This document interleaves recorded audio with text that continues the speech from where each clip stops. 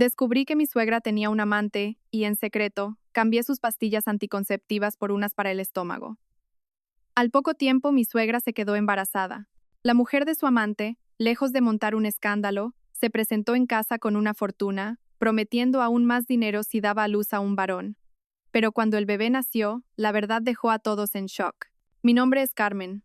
Acabo de cumplir 28 años, la edad que dicen es la de la plenitud para una mujer.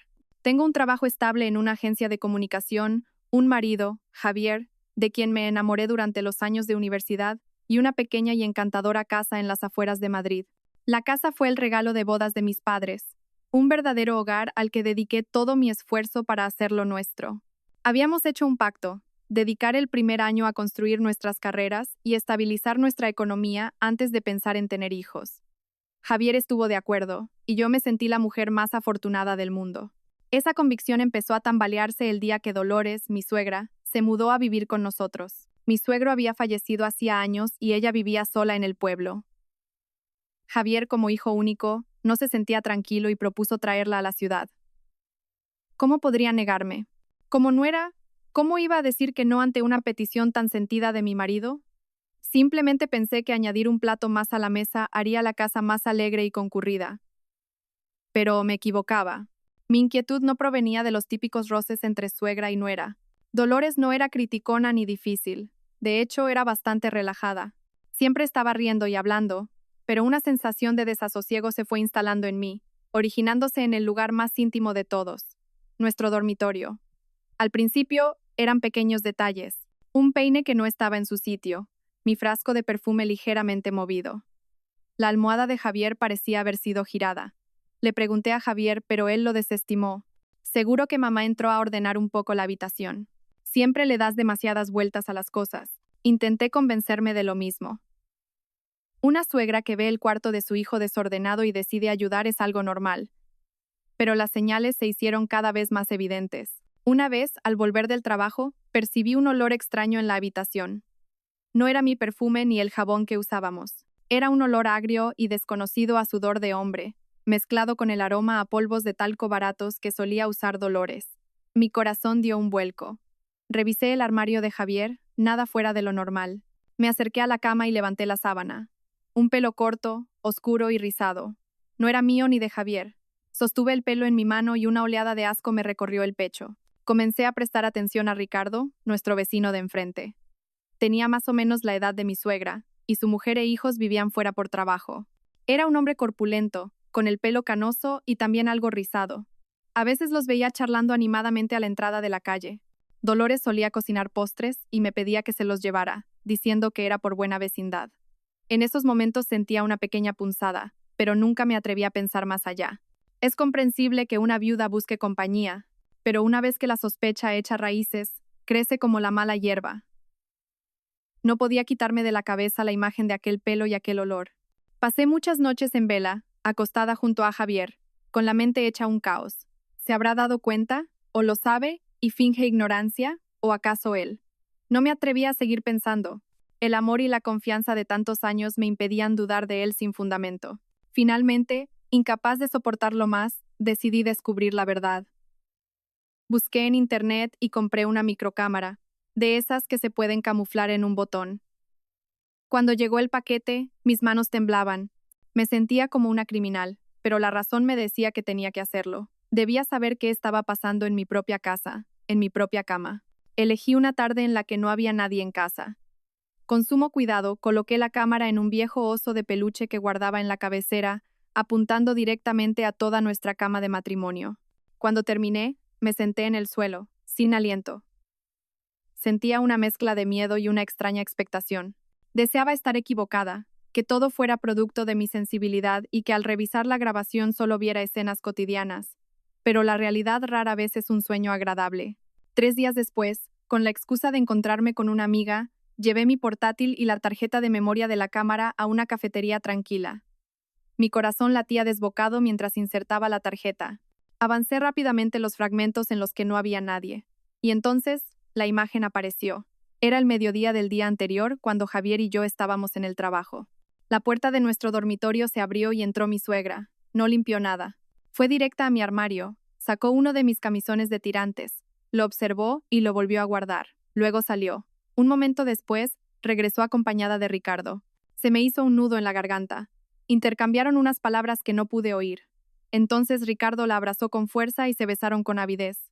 Sus manos comenzaron a recorrer el cuerpo de ella, y entonces cayeron sobre la cama.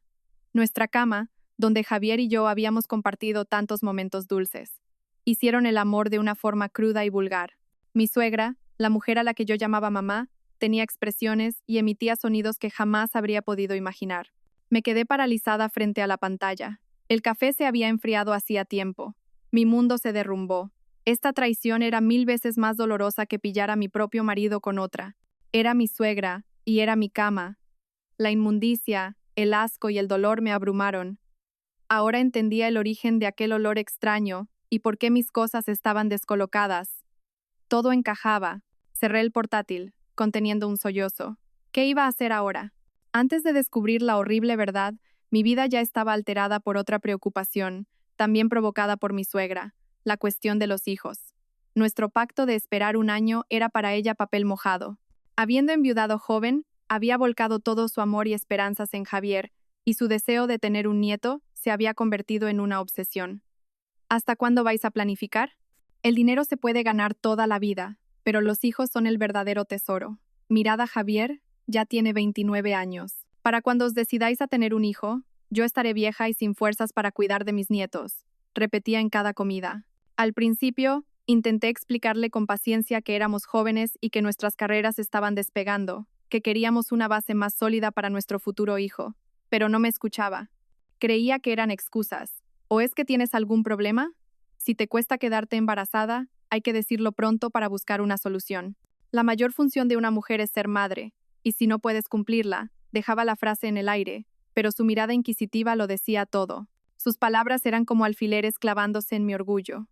Javier, a mi lado, solo guardaba silencio y seguía comiendo, sin defenderme. Su silencio me dolía más que las acusaciones de su madre. Entonces, empezó a actuar por su cuenta. Oía hablar de un curandero con remedios infalibles y allá que iba. Mi cocina se impregnó de un olor persistente a hierbas. Preparaba todo tipo de brebajes con raíces y hojas de origen desconocido y me obligaba a beberlos a diario, asegurando que eran remedios naturales para facilitar el embarazo. Yo no me atrevía a beberlos, pero tampoco a negarme rotundamente por miedo a ofenderla. Solía tirarlos a escondidas. Hasta que un día, entró en mi habitación con un cuenco humeante. El líquido, de un color verdoso y opaco, desprendía un olor nauseabundo. Carmen, bébetelo ahora que está caliente. Es una infusión especial. Me ha costado mucho conseguirla de un herbolario de la sierra. Dicen que es milagrosa, que hasta las mujeres con más dificultades se quedan embarazadas al instante. Bébetelo todo, y esta noche, si estáis juntos, verás el resultado. Miré el espeso líquido con recelo. No creía en esos remedios populares. Mamá, de verdad que no hace falta. Seguimos con nuestros planes. ¿Beber algo así, sin saber qué es, podría ser malo para la salud?, dije titubeando. Su rostro se ensombreció. ¿Qué estás insinuando? ¿Crees que querría hacerle daño a mi propia nuera? Solo lo hago por vosotros, para que esta casa se llene pronto de la risa de un niño. Qué poco agradeces el cariño de una madre. Tantas dificultades por un simple cuenco de caldo. Bébelo o no, como quieras. Dejó el cuenco de golpe sobre la mesa y se fue, con paso pesado. Javier acababa de llegar del trabajo y notó la tensión. Entró en la habitación a preguntarme qué pasaba. Se lo conté todo, esperando que me entendiera. Pero no. Suspiró y, con su tono habitual, intentó convencerme. Vamos, cariño, mamá solo tiene buenas intenciones. Bebe un poco para que se ponga contenta. Seguro que son solo hierbas inofensivas. Si te pones así, ella se entristece, y el ambiente en casa se vuelve insoportable. Sus palabras me decepcionaron profundamente. Sometida a la presión de ambos, cerré los ojos y me bebí el brebaje de un trago. El sabor amargo y pastoso me hizo estremecer. Al terminar, vi a mi suegra observándome desde la puerta con una expresión de satisfacción. Esa noche, la tragedia se desató. Sobre las 2 de la madrugada, un dolor agudo me retorció el vientre, como si me apuñalaran y retorcieran el cuchillo. Empecé a sudar frío y a temblar sin control. A duras penas conseguí despertar a Javier. Asustado al verme el rostro pálido, llamó a una ambulancia. De camino al hospital, casi perdí el conocimiento por el dolor. En urgencias, tras varias pruebas, el médico habló con Javier. Poco después, él regresó con cara de preocupación. Me dijo que había sufrido una intoxicación grave que me había provocado una lesión hepática aguda. Debía quedarme ingresada. Tumbada en la cama, conectada a varios goteros, mi cuerpo estaba destrozado. Dolores también estaba allí, con el rostro sin una gota de sangre. Cuando nos quedamos a solas, se acercó a mi cama y balbuceó. Carmen, ¿ha sido por la infusión que te di? No tenía fuerzas para responder, solo la miré en silencio. Rompió a llorar. Dios mío, perdóname, hija. No sabía. Me dijeron que era muy bueno. Solo quería ayudar. No me imaginé que pasaría esto. Por favor, no te mueras, o no podré seguir viviendo. Lloraba y se lamentaba, pero para mí, sus palabras ya no tenían sentido. Queriendo ayudar, casi me había matado por su ignorancia y su terquedad. Cerré los ojos, sintiéndome agotada y desolada, sin saber que aquella infusión venenosa era solo el principio de una serie de verdades mucho más crueles. Los días en el hospital fueron los más duros de mi vida. Mi cuerpo sufría las secuelas de la intoxicación, pero el dolor físico no era nada comparado con la devastación de mi alma. Mis padres vinieron del pueblo en cuanto se enteraron. Al ver a su hija demacrada en una cama de hospital, mi madre no pudo contener las lágrimas. Mi padre, intentando mantener la calma, fue a hablar con el médico. Cuando supo que la causa era un remedio casero de origen desconocido que me había dado mi suegra, se enfadó mucho. Pero por respeto a mi familia política y para no agravar la situación, solo le dijo a Dolores con suavidad.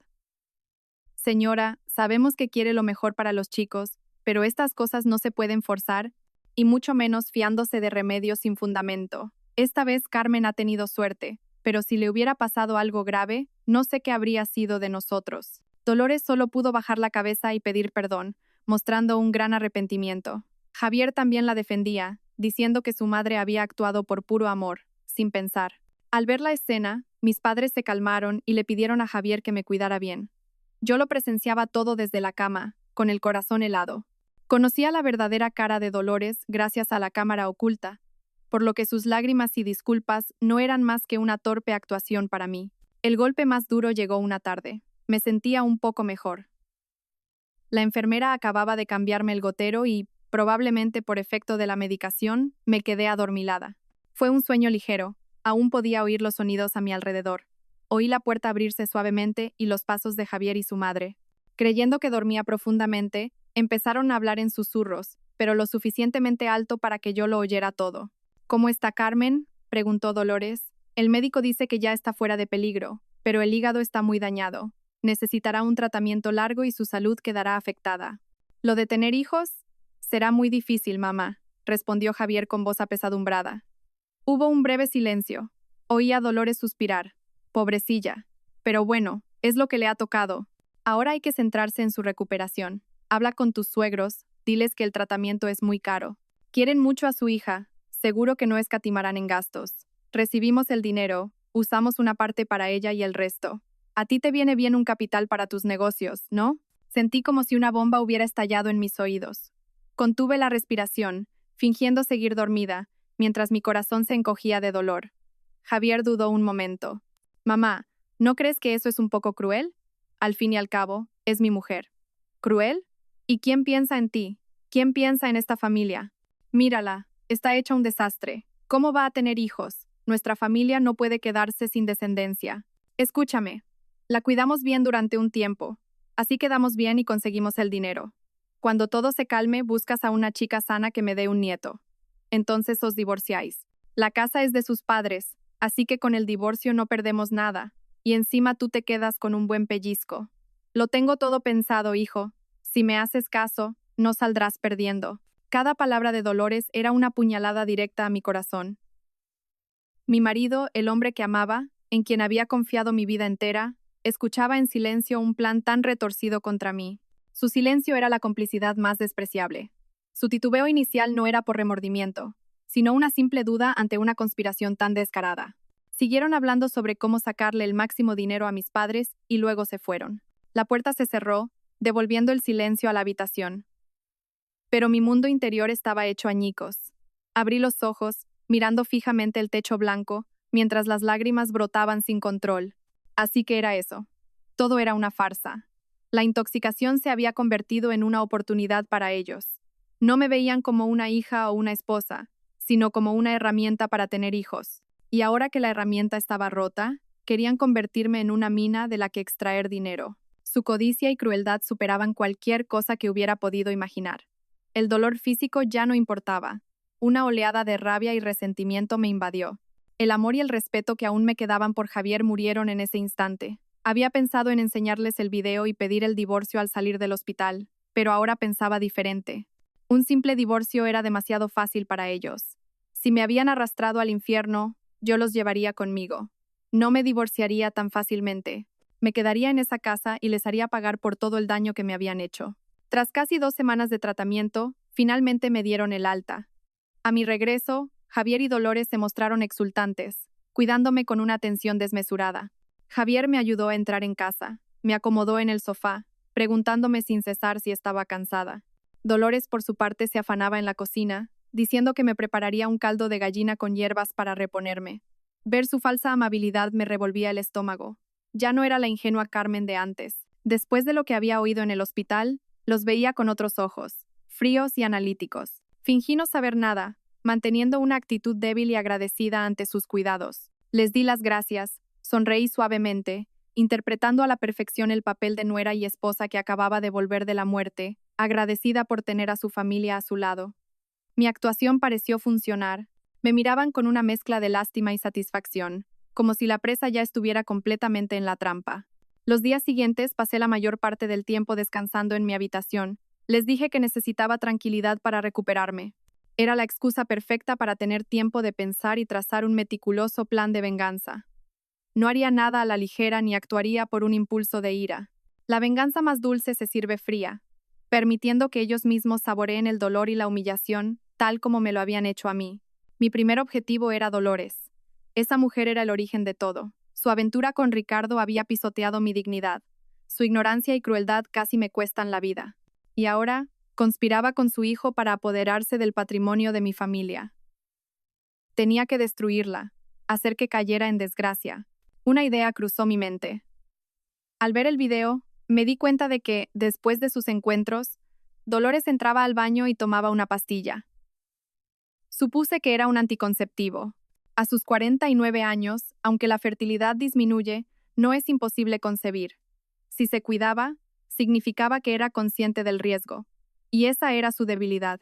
Empecé a actuar. Necesitaba encontrar esa caja de pastillas. Aprovechando una tarde en la que Javier estaba trabajando y Dolores regaba las plantas en el jardín, me deslicé en su habitación. El cuarto estaba bastante desordenado. Busqué en la mesita de noche, en los cajones del tocador. Mi corazón latía con fuerza, temerosa de ser descubierta. Finalmente, en el fondo de una caja con trastos, encontré lo que buscaba. Un blister de anticonceptivos diarios de 28 pastillas, ya a medio usar. Sostuve el blister en mi mano y una sonrisa gélida se dibujó en mis labios. Lo llevé con cuidado a mi habitación. Por suerte, debido al estrés del trabajo, últimamente había sufrido de acidez y tenía varias cajas de un protector de estómago. Comparé el tamaño y el color de las pastillas. Coincidían casi a la perfección. Solo variaba ligeramente el brillo. Si no te fijabas bien, era imposible notarlo. Con unas pinzas, saqué con cuidado cada anticonceptivo del blister y lo reemplacé. Lo hice con esmero, tratando de no dejar rastro. Al terminar, admiré mi obra. Un blister idéntico por fuera, pero que por dentro era una trampa mortal. Devolví con sigilo el blister manipulado a su lugar original en el cuarto de Dolores. Al salir, respiré hondo. No sentía culpa, solo una fría satisfacción. Ella me había dado a beber una infusión venenosa. Ahora yo le regalaba un tratamiento protector. Mi plan de venganza había comenzado oficialmente. A partir de ese momento, sería otra persona.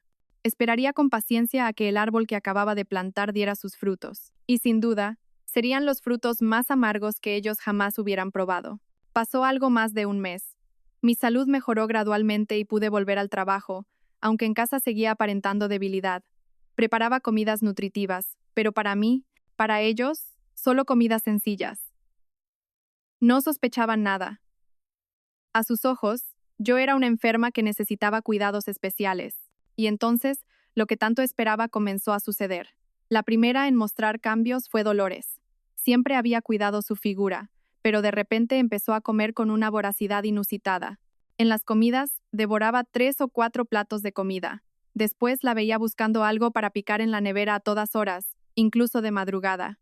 «Qué buen apetito tienes últimamente, mamá», comentó Javier alegremente en una cena, contento de ver a su madre comer con tantas ganas. Dolores, masticando un gran trozo de carne, respondió: «No sé qué me pasa. Últimamente tengo un hambre constante.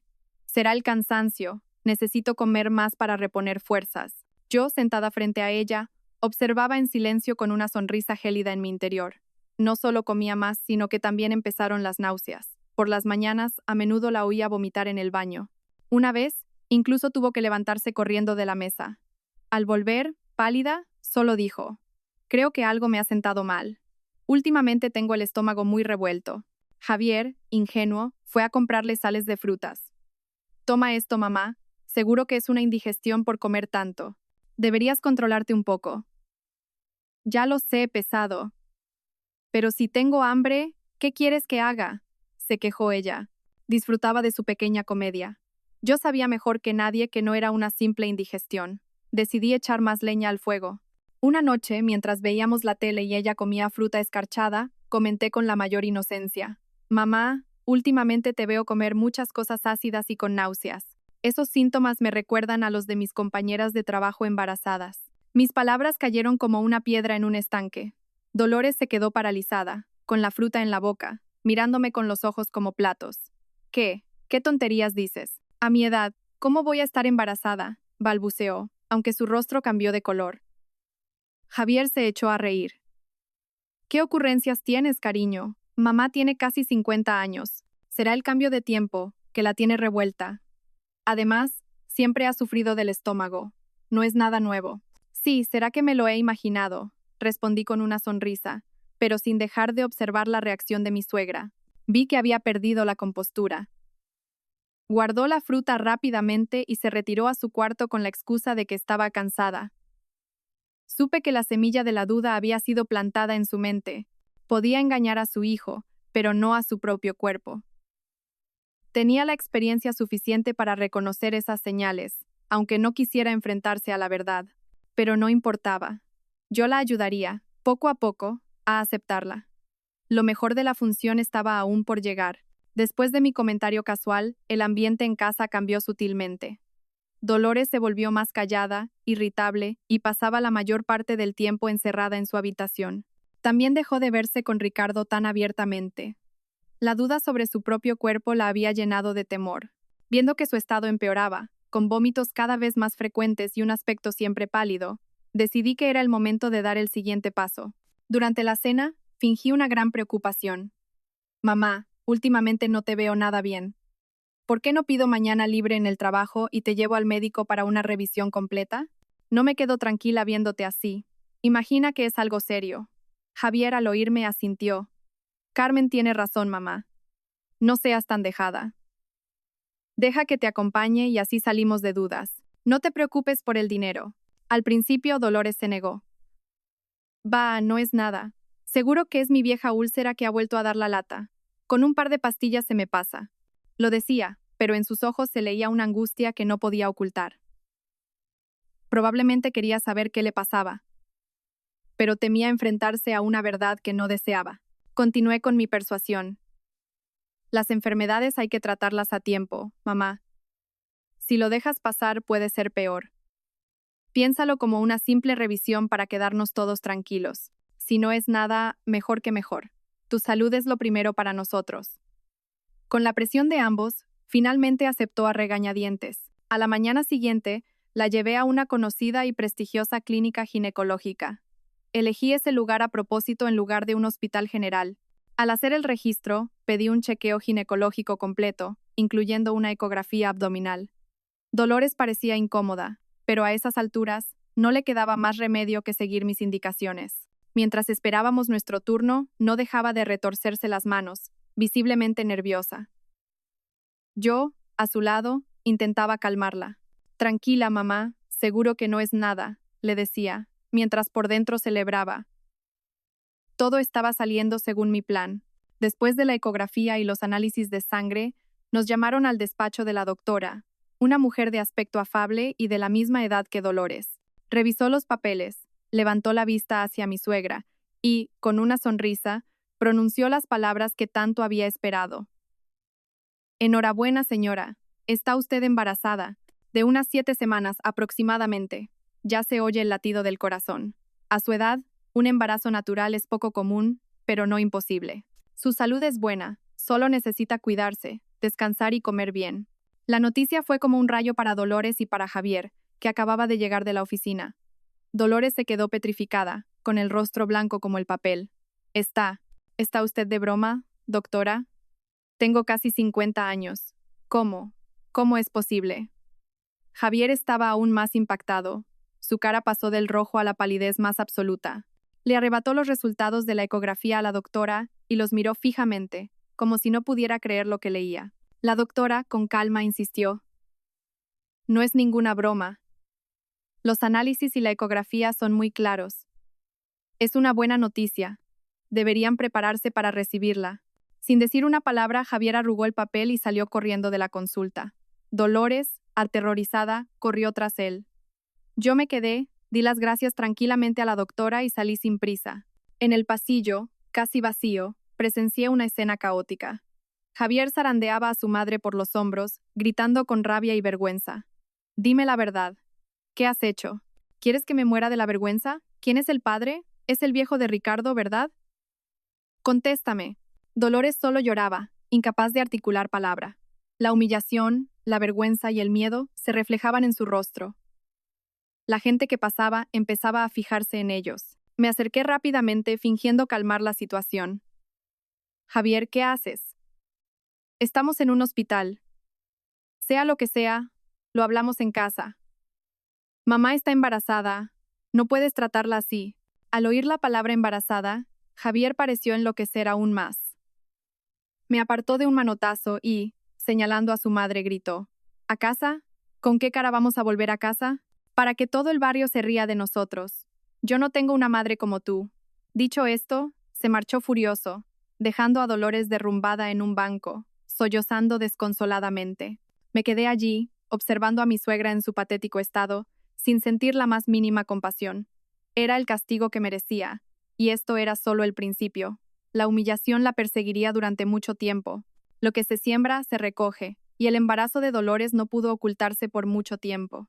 Aunque Javier intentó mantenerlo en secreto, el vientre de su madre crecía y las náuseas no la abandonaban. Él se volvió arisco, irritable, y a menudo llegaba a casa borracho, evitando a su madre. Nuestra casa se sumió en una atmósfera pesada y asfixiante. Dolores, por su parte, vivía con miedo, sin atreverse a mirar a su hijo a la cara. Yo, en mi papel de nuera comprensiva, la cuidaba con esmero, pero mis cuidados tenían ahora otro propósito. Necesitaba que esta historia llegara a oídos de la persona adecuada. Isabel, la mujer de Ricardo. Conseguir información sobre ella no fue difícil. Tras unas cuantas conversaciones casuales con las vecinas, me enteré de que Isabel era una mujer de éxito, dueña de una cadena de boutiques de moda. Vivía en un chalet en un barrio céntrico y lujoso, no en la modesta casa de enfrente con Ricardo. Solo venía algunos fines de semana. Encontré fácilmente la dirección de su tienda y su teléfono en internet. Mi plan requería la máxima discreción. No podía dar la cara. Fui a una copistería, escaneé el informe de la ecografía de Dolores que había recogido del suelo del hospital, y desde una oficina de correos en otro distrito, envié un mensaje a Isabel desde una tarjeta SIM de prepago. Tu marido está a punto de tener un hijo fuera del matrimonio. Si quieres pruebas, mira lo que te envío a la dirección de tu tienda. Adjunté la foto de la ecografía. Para asegurarme, metí el informe escaneado en un sobre sin remitente y lo envié por correo certificado. Después, tiré la tarjeta SIM a una papelera y volví a casa como si nada. Sabía que una mujer inteligente y de su posición no montaría un escándalo de inmediato. Primero, lo investigaría por su cuenta. Y, tal como esperaba, 2 días después, un elegante coche negro se detuvo frente a mi casa. De él bajó una mujer de unos 50 años, de figura esbelta y vestida con una elegancia exquisita. Llevaba un vestido de seda, un collar de perlas y un bolso de marca. Comparada con el aspecto descuidado de mi suegra, Isabel era de otro mundo. No llamó al timbre. Se quedó un momento observando la casa desde la cancela. En ese momento, Dolores estaba sentada en el porche. Al ver el coche y a aquella mujer elegante mirándola, levantó la vista. Cuando la reconoció, su rostro se volvió lívido, como el de un muerto. Dejó caer la cesta de verduras al suelo y se levantó de un salto, retrocediendo. Isabel abrió la cancela y entró en el patio con calma. Su voz era tranquila, casi gélida. Dolores, ¿cuánto tiempo? ¿Qué tal estás? Dolores. Temblando, balbuceó. Isabel, ¿qué haces aquí? ¿No puedo venir? He oído que tienes buenas noticias y he venido a darte la enhorabuena, dijo Isabel, mientras su mirada afilada recorría a mi suegra de arriba a abajo, deteniéndose en su ya abultado vientre. Yo, no sé de qué me hablas. No tengo ninguna buena noticia, intentó negar Dolores, pero su voz temblorosa la delató. Yo, desde la ventana, observaba conteniendo la respiración. Era el momento que había estado esperando. La función estaba en su punto álgido. Isabel sonrió con desdén. Sacó de su bolso un papel la ecografía que yo le había enviado y se lo mostró a Dolores. ¿No lo entiendes o te haces la tonta? ¿Qué es esto? No me digas que fuiste al médico por un dolor de estómago y te dieron el resultado equivocado. Al ver la prueba irrefutable, Dolores se derrumbó. Se arrodilló, cubriéndose la cara y llorando desconsoladamente. Te lo ruego, perdóname. Ha sido todo culpa mía. El enfrentamiento, en pleno patio, atrajo la atención de algunos vecinos curiosos. Supe que al día siguiente todo el barrio conocería la escandalosa historia. La humillación que tanto temía Javier finalmente había llegado. Pensé que presenciaría una escena de celos monumental. Imaginé a Isabel abalanzándose sobre mi suegra, tirándole del pelo, gritando. Pero no, su reacción fue completamente inesperada. Después de que Dolores se arrodillara suplicando, Isabel no hizo ni dijo nada fuera de lugar. Se quedó un momento en silencio, observándola, y luego dijo con voz monótona: Levántate. Llorar no soluciona nada. Entremos a hablar. Dolores, asustada, levantó la vista, sin poder creerlo. Isabel, sin más, pasó a su lado y entró en el salón como si fuera su propia casa. Yo me aparté rápidamente para que no me viera. Dolores se levantó torpemente, se secó las lágrimas y la siguió. Desde la cocina agucé el oído. Isabel se sentó en el sofá, con su caro bolso al lado, con una calma asombrosa. Dolores se quedó de pie en un rincón, retorciéndose las manos, sin atreverse a sentarse. Siéntate, no te voy a comer, dijo Isabel. Dolores se sentó tímidamente en el borde del sofá de enfrente, con la cabeza gacha. Hubo un largo silencio. Oí a Isabel suspirar. La historia entre tú y Ricardo. ¿Crees que no la sabía? La sé desde hace mucho, desde que te mudaste aquí. Conozco a mi marido. Siempre ha sido un mujeriego, pero nunca había cruzado ciertos límites. Solo cuando se reencontró contigo, su amor de juventud perdió el control. Al oír amor de juventud, Dolores levantó la cabeza de golpe, con expresión de asombro. Isabel sonrió con amargura. ¿Te sorprende? Hice que investigaran sobre ti. Sé toda vuestra historia del pueblo. Debería haber actuado antes para detenerlo, pero no lo hice. ¿Sabes por qué? Dolores negó con la cabeza, pálida como un fantasma. Porque necesito un hijo varón, dijo Isabel con la voz grave. Ricardo y yo tenemos 2 hijas. Yo ya no puedo tener más hijos, y él es el primogénito. La presión de su familia por tener un heredero es enorme. Él no lo dice, pero sé cuánto desea un hijo. Dejé que lo vuestro siguiera adelante, incluso deseando en secreto que te quedaras embarazada, y parece que el cielo me ha escuchado. En ese momento, no solo Dolores, sino también yo, que escuchaba desde la cocina, nos quedamos atónitas. ¿Qué estaba pasando? La lógica de esa mujer era increíble. Isabel miró fijamente a Dolores. Te doy 2 opciones. 1. Abortas. Haremos como si nada hubiera pasado y tu relación con Ricardo se acaba para siempre. 2. Tienes a este bebé para mí. Y no saldrás perdiendo. Hizo una pausa y lanzó una propuesta increíble. Si aceptas tenerlo, te daré 100.000 euros ahora para los gastos del embarazo. Cuando nazca, si las pruebas de ADN confirman que es de Ricardo, te daré otra suma importante, suficiente para que tú y tu hijo viváis cómodamente el resto de vuestra vida. Si es un niño, la cantidad será mucho mayor. El bebé lo criaré yo. No volverás a tener ningún contacto con él. ¿Qué me dices? Dolores se quedó paralizada. Jamás en su vida habría imaginado un escenario así. La esposa de su amante no venía a atacarla, sino a proponerle un vientre de alquiler. 100.000 euros era una fortuna, algo con lo que ni en sus sueños más locos habría contado. Al ver el silencio de Dolores, Isabel se levantó. Te doy 3 días para pensarlo. Piénsalo bien y llámame. Aquí tienes mi tarjeta. Dejó una tarjeta de visita sobre la mesa. Y recuerda, no tienes mucho tiempo. Cuanto más crezca el embarazo, más complicado será todo. La decisión es tuya. Dicho esto, cogió su bolso y se fue, dejando a Dolores petrificada en el salón, con una oferta surrealista y un futuro incierto. Desde la cocina, sentí que todo estaba tomando un rumbo que no podía haber previsto. Mi plan de venganza, sin querer, le había abierto una vía de enriquecimiento a mi enemiga. Pero conociendo la avaricia de Javier y su madre, sabía que no dejarían pasar esta oportunidad. Esa noche, Javier volvió a casa. No venía borracho, pero su rostro era una máscara de furia. No le dirigió la palabra a su madre en toda la noche. La cena transcurrió en un silencio sepulcral. Al terminar, se encerró en su cuarto dando un portazo. Dolores, en el salón, no paraba de moverse, inquieta. La tarjeta de Isabel seguía sobre la mesa, como un recordatorio tentador y arriesgado. Finalmente, Dolores no pudo más. La oí llamar tímidamente a la puerta de Javier. Javier, hijo, abre. Tengo que hablar contigo. No hubo respuesta. Volvió a llamar, con voz suplicante. Por favor, hijo, es solo un momento. Es muy importante. Un rato después, la puerta se abrió de golpe. Javier, bloqueando la entrada, dijo con frialdad. ¿Qué más quieres? ¿No me has avergonzado ya suficiente? Dolores, temblando, le dio la tarjeta y le contó toda la conversación con Isabel, incluida la oferta de los 100.000 euros. Al principio, Javier la escuchaba con escepticismo, pensando que su madre inventaba una historia para excusarse. Pero a medida que ella detallaba la conversación, especialmente al mencionar el dinero, la mirada de Javier empezó a cambiar. La ira y la vergüenza dieron paso a algo diferente, un cálculo, una codicia inocultable. Le arrebató la tarjeta de la mano, mirando el nombre de la directora y el teléfono impresos en ella.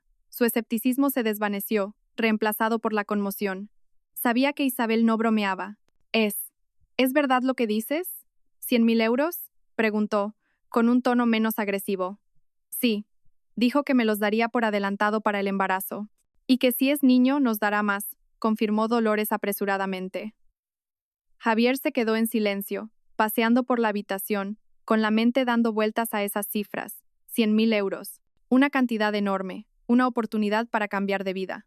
La humillación de tener una madre embarazada fuera del matrimonio de repente parecía insignificante ante el atractivo del dinero. Y entonces, comenzó la función. Javier se detuvo de repente, mirando a su madre con los ojos encendidos. Pero ya no era ira, sino una emoción fingida. Se acercó y de pronto se arrodilló ante ella. «¡Mamá!», exclamó, rompiendo a llorar. «Perdóname, mamá. Soy un mal hijo. No he entendido tu sufrimiento». Dolores, atónita, intentó levantarlo. «¿Qué haces, hijo? Levántate». Pero Javier siguió arrodillado, con la cara cubierta de lágrimas y mocos. «No, mamá, déjame así. Sufro tanto, mamá. En el trabajo, el jefe me machaca. Los compañeros me tienen envidia. Trabajo sin parar y nadie me lo reconoce. Estoy harto. Quiero dejarlo y montar mi propio negocio, ser mi propio jefe, pero no tengo dinero.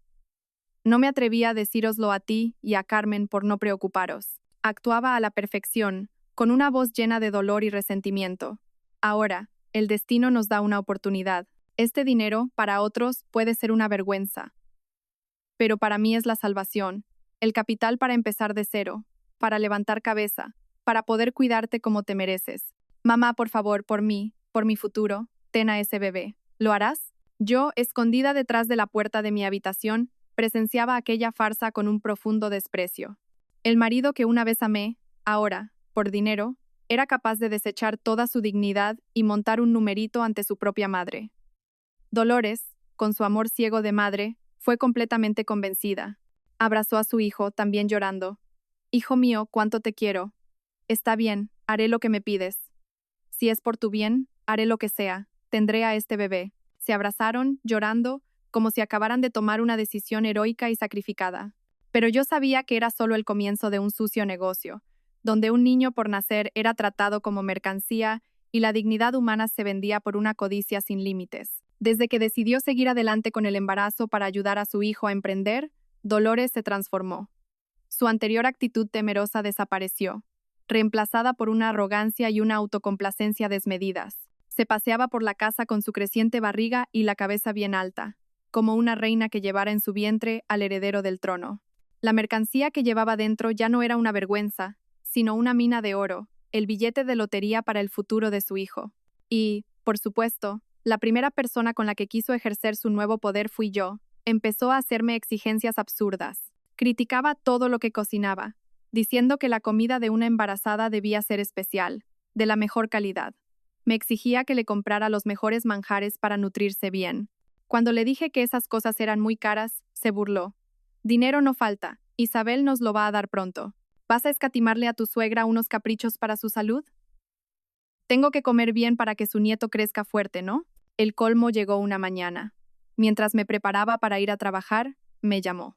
Sentada en el sofá, comiendo uvas, me dijo: «Oye, Carmen, he pensado que deberías dejar el trabajo». Me quedé de piedra. ¿Dejar el trabajo? ¿Por qué? Para cuidarme a mí, ¿para qué va a ser? Respondió con una naturalidad pasmosa. Ahora estoy embarazada, me encuentro cansada y necesito a alguien que me atienda día y noche. Eres la nuera. Si no me cuidas tú, ¿quién lo va a hacer? No puedes estar todo el día fuera y dejar a tu suegra embarazada sola. La gente pensará que en esta casa no tenemos corazón. Respiré hondo para mantener la calma. Su descaro no tenía límites. Quería convertirme en su sirvienta personal, sin sueldo, para atender su embarazo extramatrimonial. Al ver que no respondía, añadió con aires de superioridad: «No te preocupes por el dinero. Javier pronto tendrá su propia empresa y será un hombre de negocios. ¿Para qué necesitas tu sueldito? Deja el trabajo, quédate en casa, cocina, limpia y cuídame». Ese es el deber de una buena esposa y nuera. La miré directamente a los ojos y una sonrisa gélida se dibujó en mis labios. No discutí ni me enfadé. Fui a mi cuarto, cogí un folio y un bolígrafo y volví al salón. Puse el papel en la mesa, frente a ella. «Mamá, tienes razón, pero antes de que deje el trabajo, hagamos unos cálculos sencillos», dije con voz suave pero firme. Empecé a escribir: gastos de luz, agua, gas e internet. 300 euros al mes. Comida para 3, sin contar tus caprichos. 800 euros. Gasolina, teléfono y otros gastos de Javier y míos. 400 euros. Hipoteca que pagamos a mis padres. 1000 euros. Total de gastos fijos mínimos. 2500 euros al mes. Tracé una línea y continué. Mi sueldo neto es de 1800 euros. El de Javier, 1500 euros. Ingresos totales, 3300 euros. Nos da para cubrir gastos y ahorrar un poco. Le acerqué el papel. Ahora, si yo dejo de trabajar, los ingresos familiares se reducen a los 1500 euros de Javier. Eso no cubre ni la mitad de los gastos. Así que, mamá, dime, ¿quién va a pagar el resto? ¿O pensabas usar el dinero que te dé Isabel para esto? No creo que a ella le hiciera mucha gracia saber que su dinero se usa para mantenernos a todos. Dolores miró las cifras. Su cara pasó del blanco al rojo y luego al morado de la rabia. No se esperaba una respuesta tan lógica y calmada. Quería humillarme, pero se había puesto en ridículo a sí misma. Tú, balbuceó, sin poder articular una frase coherente. Furiosa, arrugó el papel y lo tiró al suelo. Descarada. ¿Te atreves a echarle cuentas a tu suegra? No, mamá, para nada, mantuve la sonrisa. Solo soy realista. Me encantaría quedarme en casa para cuidarte, pero es imposible. Si dejo el trabajo, acabamos todos en la calle. Bueno, me voy, que llego tarde. Cogí mi bolso y salí de casa tranquilamente, dejando a Dolores en el salón, ahogándose en su propia rabia.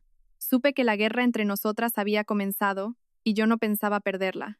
La farsa del emprendimiento de Javier podía engañar a su madre, pero no a mí. Conocía demasiado bien a mi marido. Era un conformista, sin grandes ambiciones ni talento especial.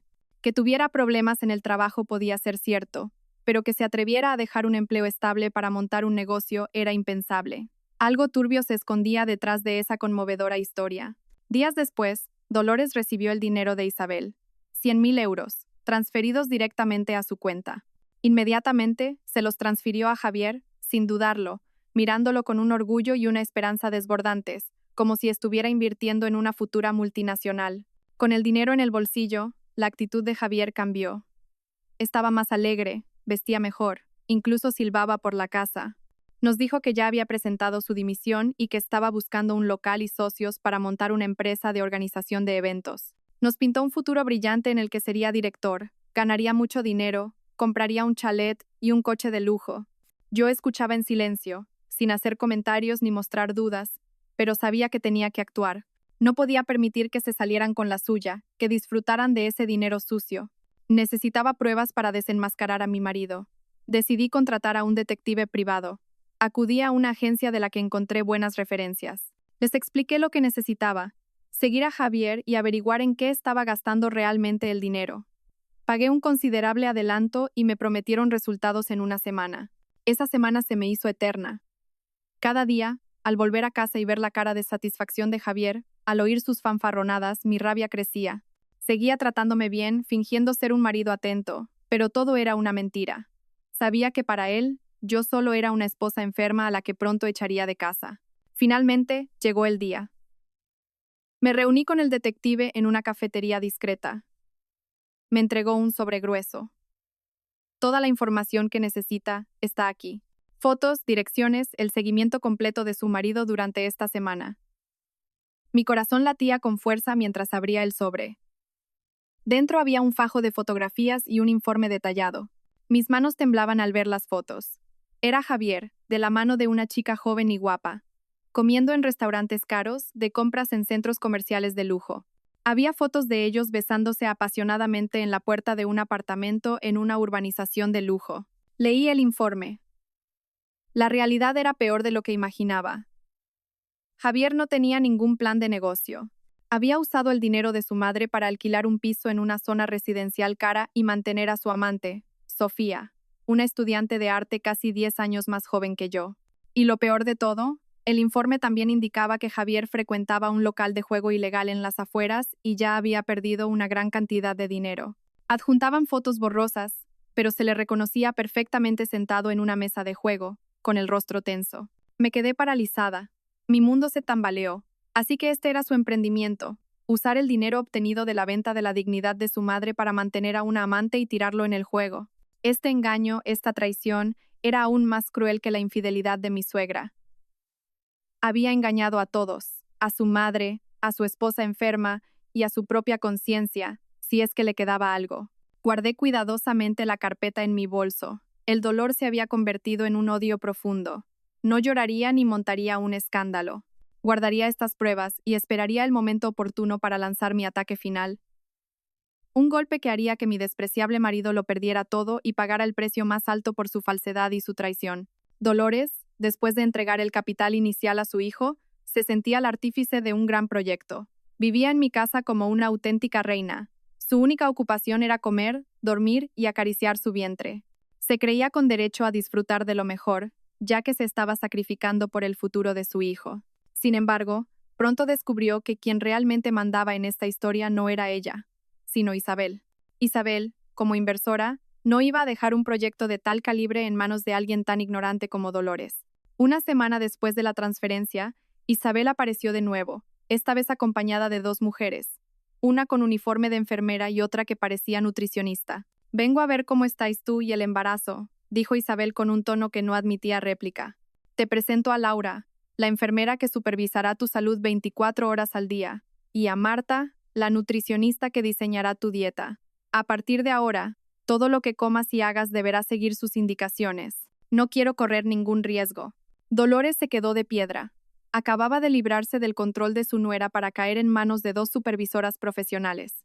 Intentó protestar, pero la mirada gélida de Isabel le heló las palabras. Entendió que no tenía opción.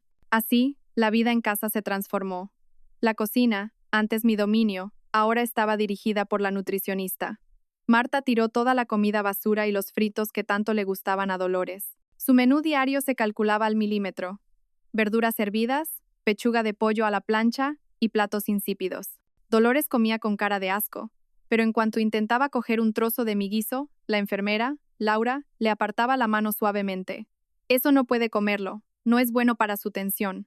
Laura era aún más estricta. Le tomaba la tensión y el azúcar varias veces al día, la obligaba a caminar un tiempo determinado y a cumplir un horario de descanso riguroso.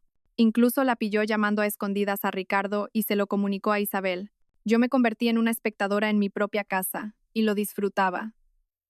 Me deleitaba viendo cómo Dolores, que siempre había querido controlarlo todo, ahora era controlada hasta el más mínimo detalle. Se quejaba, pero no se atrevía a rebelarse por miedo a perder la fortuna prometida. La intervención de Isabel llegó a su punto álgido tras una revisión médica. El ginecólogo informó de que Dolores presentaba riesgo de preeclampsia, una complicación peligrosa en embarazos a edad avanzada. Al enterarse, Isabel no lo dudó. En casa no estás segura, tienes que ingresar. He reservado una habitación privada en la mejor clínica de maternidad, con atención médica constante. La seguridad es lo primero. Así, a pesar de las débiles protestas de Dolores, un equipo de profesionales vino a casa, recogió sus cosas y la trasladó en una ambulancia privada que esperaba en la puerta. Se la llevaron como si fuera un objeto de valor que debía ser custodiado en un lugar más seguro. Javier, que estaba presente, no solo no se opuso, sino que se mostró encantado, agradeciendo a Isabel su preocupación. Estaba claro que solo le importaba la seguridad de la mercancía que le traería una fortuna. En la lujosa habitación de la clínica, con todas las comodidades y cuidados, Dolores no se sentía a gusto. Se sentía atrapada en una jaula de oro. No podía comer lo que quería, ni ver sus telenovelas, y, lo más importante, no podía contactar con Ricardo. La frustración y las complicaciones del embarazo la volvieron cada vez más irritable. Su tensión arterial fluctuaba, manteniendo a los médicos en alerta. La ansiedad, la soledad y la sensación de encierro la convirtieron en una mujer amargada y desconfiada, que buscaba cualquier pretexto para discutir con las enfermeras. Después de un tiempo ignorando la situación, decidí que debía interpretar mi papel de nuera preocupada hasta el final. Además, sentía curiosidad por ver su estado. Preparé un caldo de pollo y lo llevé a la clínica. Al entrar en la habitación, la encontré tumbada, con el ceño fruncido. Al verme, se incorporó de golpe, con los ojos inyectados en sangre. Me señaló con el dedo y gritó como una loca: «¿Qué haces aquí? Vienes a hacerme daño, ¿verdad? Mala pécora». Me quedé paralizada. La enfermera Laura corrió a sujetarla. «Cálmese, por favor. El médico le ha dicho que no puede alterarse». Pero Dolores estaba fuera de control. Apartó a la enfermera de un empujón y se abalanzó hacia mí, gritando con una voz chillona y llena de odio: «Desde que pusiste un pie en mi casa, no hemos tenido un día de paz. Tú has traído la mala suerte a mi hijo y a mí, y ahora vienes a echarme el mal de ojo para que mi nieto y yo nos muramos». «Fuera, lárgate de aquí». Cogió el jarrón de flores de la mesita y me lo lanzó. Por suerte, pude esquivarlo.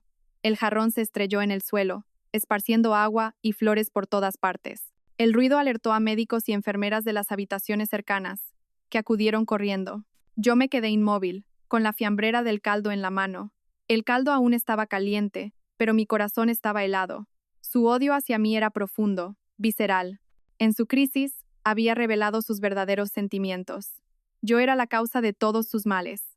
La gente a mi alrededor me miraba con lástima mientras intentaban contener a Dolores, que gritaba como una posesa. Dejé el caldo sobre una mesa, me di la vuelta y salí. No dije nada, no derramé ni una lágrima. Un cansancio y un hastío inmenso se apoderaron de mí. Mientras caminaba por el pasillo, sentí un extraño alivio. Mi papel de nuera abnegada había terminado. A partir de ese momento, su vida o su muerte ya no me importaban. Cortar por completo mi preocupación por Dolores fue como quitarme un peso de encima. Al mismo tiempo, Javier apenas aparecía por casa. Mentía diciendo que estaba muy ocupado con su nuevo proyecto, pero yo sabía que estaba disfrutando de la vida con su joven amante y perdiendo el dinero en el juego. La casa se quedó extrañamente silenciosa, y en ese silencio encontré la libertad. Me sentí como si hubiera renacido. Ya no tenía que soportar las críticas y exigencias de mi suegra, ni ver la cara de hipócrita de mi marido. La casa, a pesar de los malos recuerdos, se convirtió en mi espacio. Puse la música que me gustaba, cociné mis platos favoritos y me tumbé en el sofá a leer sin que nadie me molestara.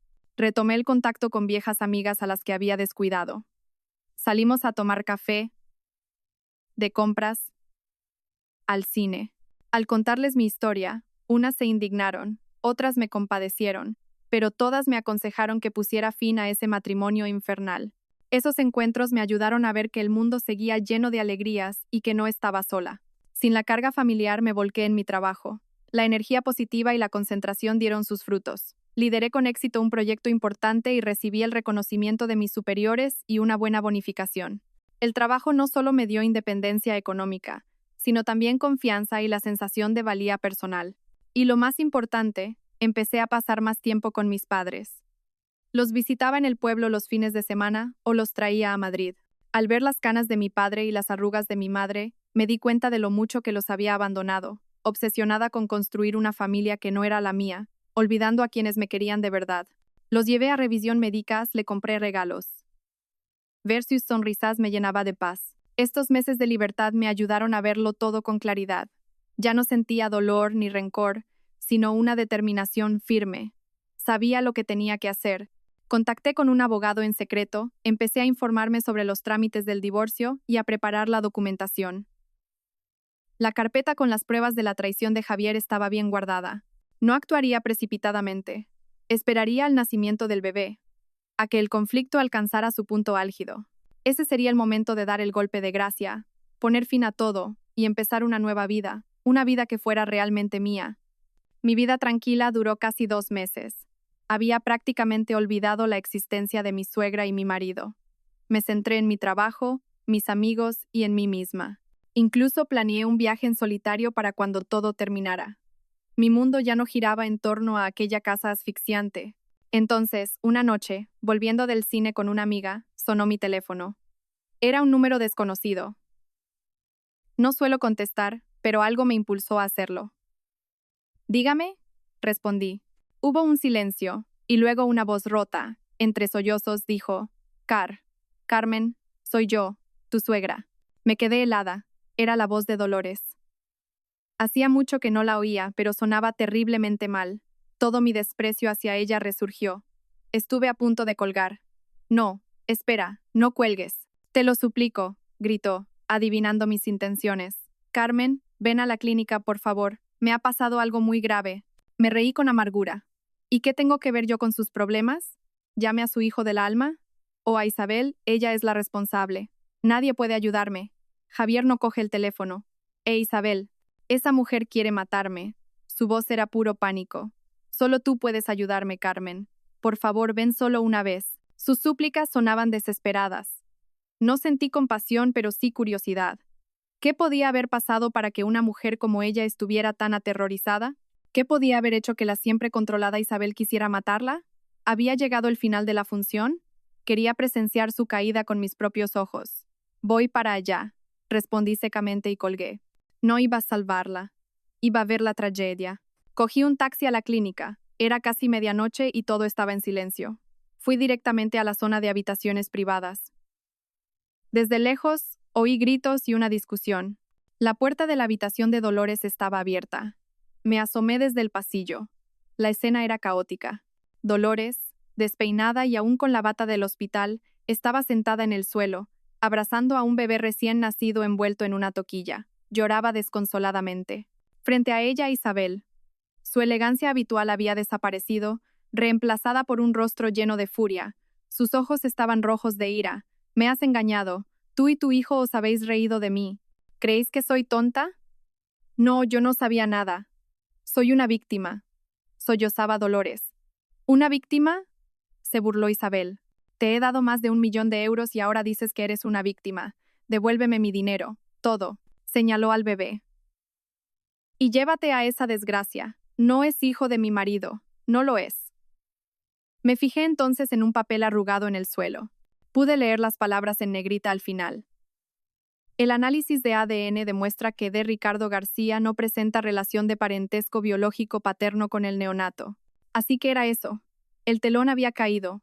La gran apuesta de Dolores, Javier e Isabel había resultado ser una carta sin valor. Isabel, habiendo perdido la paciencia, se abalanzó para coger al bebé. Dámelo. Lo llevaré a un orfanato.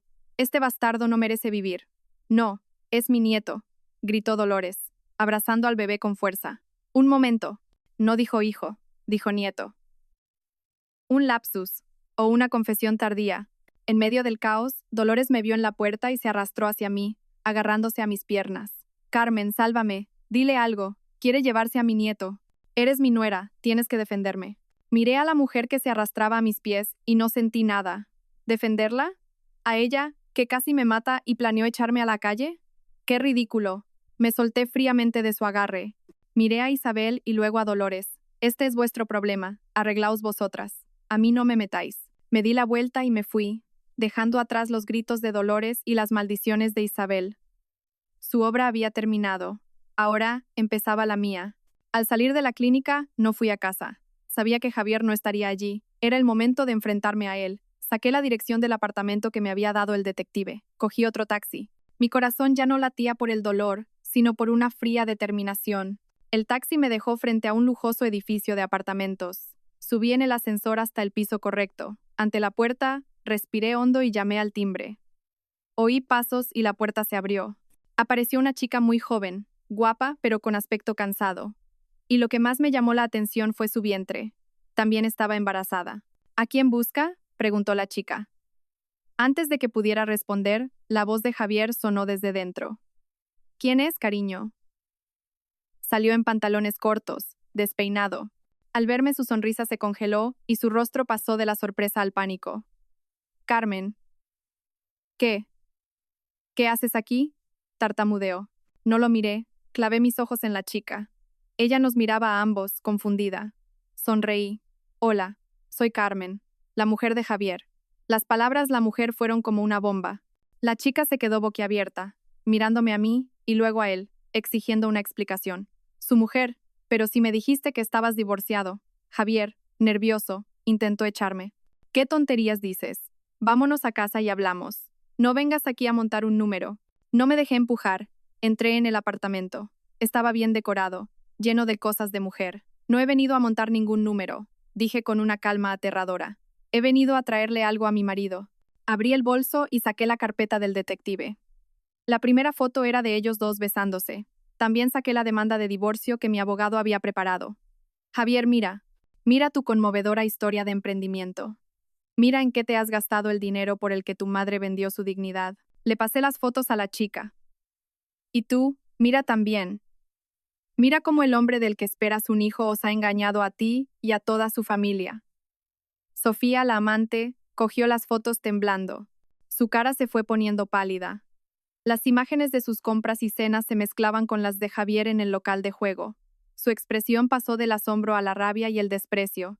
Le tiró las fotos a la cara a Javier. «Cabrón, me has engañado. Decías que eras un empresario de éxito, divorciado. Eres un estafador y un mantenido». Javier, sorprendido, intentó explicarse. «Sofía, escúchame, no es lo que piensas».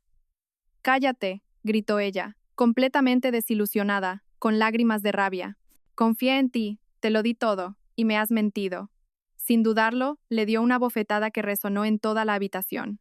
No contenta con eso, le dio una patada en la espinilla que lo hizo caer de rodillas, gritando de dolor. «Imbécil, desaparece de mi vida». Sin mirarlo más, entró en un dormitorio y salió con una maleta. Parecía que ya lo tenía todo preparado. Pasó por nuestro lado, abrió la puerta y se fue, dejando un silencio aplastante. Javier se quedó en el suelo, con la cara roja y la pierna dolorida. Lo había perdido todo en minutos. El dinero, casi todo perdido en el juego. Su amante, embarazada, se había ido. Solo quedábamos yo y la fría demanda de divorcio. Me miró con desesperación.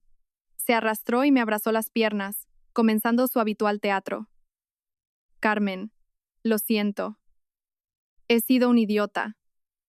Perdóname, por favor. Fue culpa de mi madre, de las circunstancias. Cambiaré, te lo juro. Empecemos de nuevo». Lo miré y no sentí nada. ¿Perdonarle?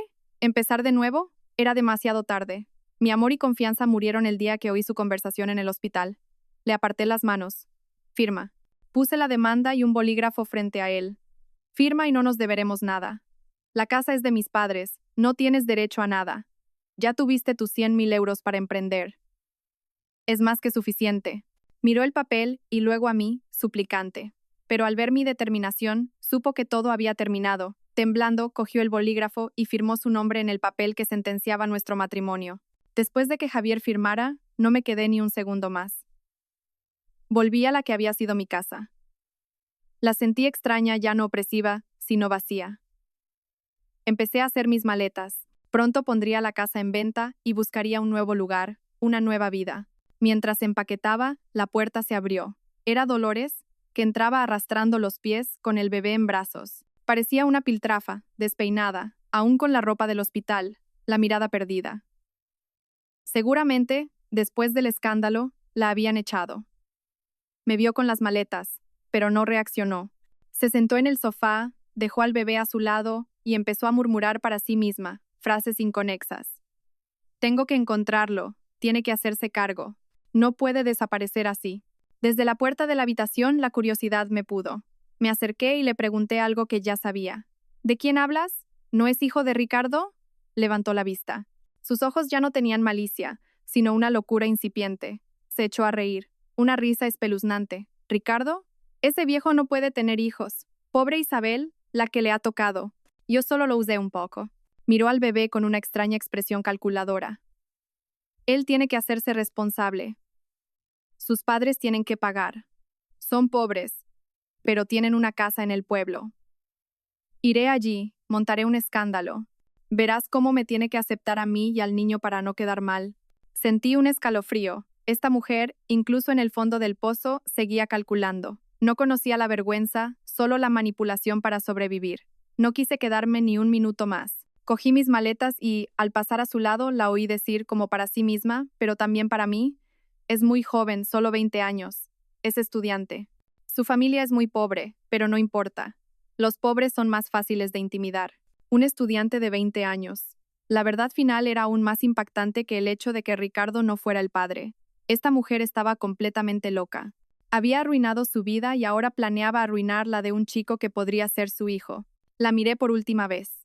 Abrazaba al bebé, murmurando sus planes, con un brillo enfermizo en los ojos. Por un instante, sentí una extraña fascinación por su descaro, por la increíble capacidad de supervivencia de alguien que había perdido toda dignidad.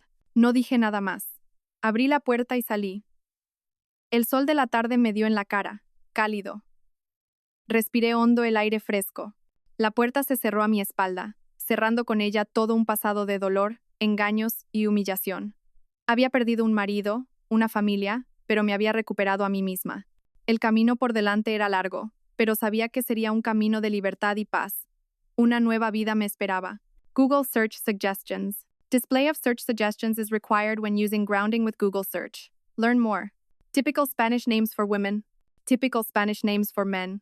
Spanish culture, family dynamics. Inheritance law, Spain. Common suburbs of Madrid. Cost of living in Madrid. Traditional Spanish folk remedies.